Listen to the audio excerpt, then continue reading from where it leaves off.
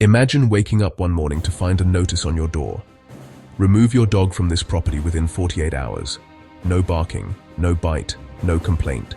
Just the wrong breed in the wrong zip code. Across America, more than 700 cities have made it illegal, or nearly impossible, to own certain breeds. And the most shocking part? The dogs being punished are often the ones that save lives.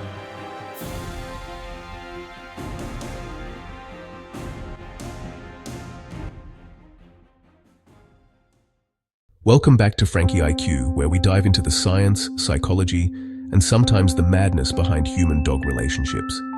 Today, we're ranking the 3 most banned dog breeds in the United States, uncovering how fear, history, and misinformation turned family companions into public enemies.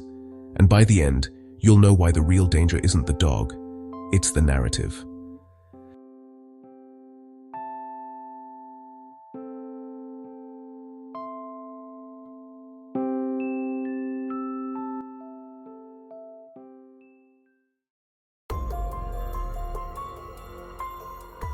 At number 3, the Doberman Pinscher. Sleek, black, muscular. The Doberman is the James Bond of the dog world. Fast, precise, unshakably loyal. But that loyalty has a dark legacy. The breed was created in 1890 by a German tax collector who needed protection during his rounds. He combined breeds like the Rottweiler, Weimaraner, and Greyhound to engineer the ultimate guardian. A dog with brains, brawn, and bravery in perfect balance. Fast forward a century, and that same design turned into a stereotype. Movies in the 70s and 80s painted the Doberman as the villain's weapon of choice. Guard dogs, attack dogs, killers. The reputation stuck. The irony? Studies from the American Temperament Test Society show Dobermans pass with flying colors, 79% average, outperforming many popular family dogs.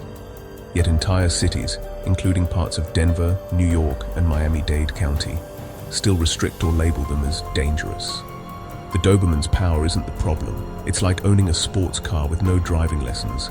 Speed without control is chaos, but in trained hands, the Doberman is protection wrapped in elegance.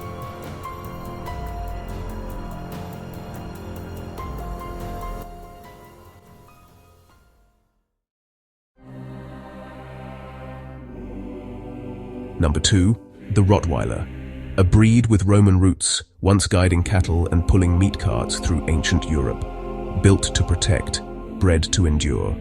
But somewhere between its heritage and headlines, the Rottweiler became the face of fear.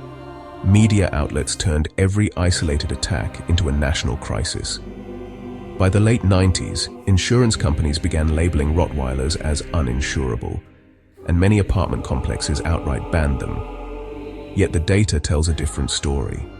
A CDC study spanning 20 years revealed that aggression correlates more strongly with abuse, neglect, and lack of training than breed type. And temperament tests show Rottweilers consistently score above average for confidence and composure.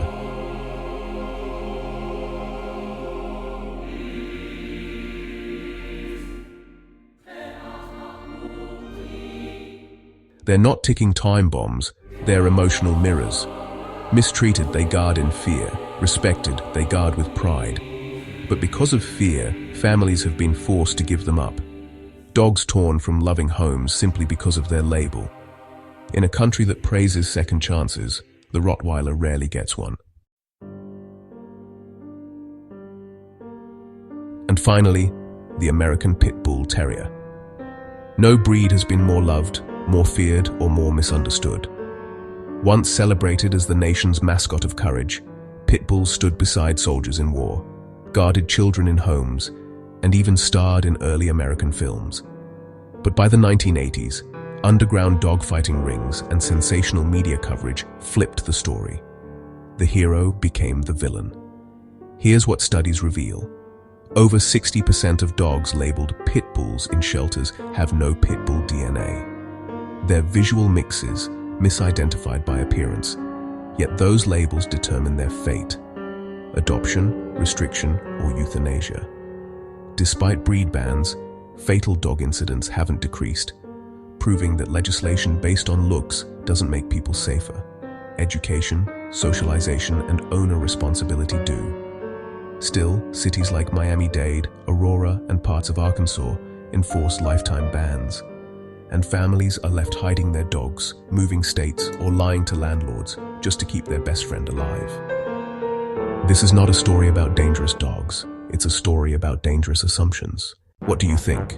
Should breed bans exist, or are we punishing the wrong side of the leash? Comment, ban ignorance, not breeds, if you agree. And tell me which dog you think deserves to be off this list forever. According to data from the American Veterinary Medical Association, there's no scientific evidence linking any specific breed to a higher risk of serious aggression. Behavior stems from genetics, upbringing, environment, and training, just like humans. Breed-specific legislation, or BSL, has cost cities millions in enforcement, while studies from Colorado and Ohio show no measurable drop in dog bite incidents after bans. It's not about banning dogs. It's about educating owners and holding people accountable for the dogs they create. Because when you punish a breed, you punish every responsible family that raised one right. The Doberman, the Rottweiler, the Pit Bull. 3 dogs that gave us protection, companionship, and unconditional loyalty. And in return, we gave them fear and legislation. Maybe it's time to unlearn what Hollywood taught us and start seeing these dogs for what they really are, reflections of their humans. There are no bad dogs, only dogs that never had a chance to prove they were good.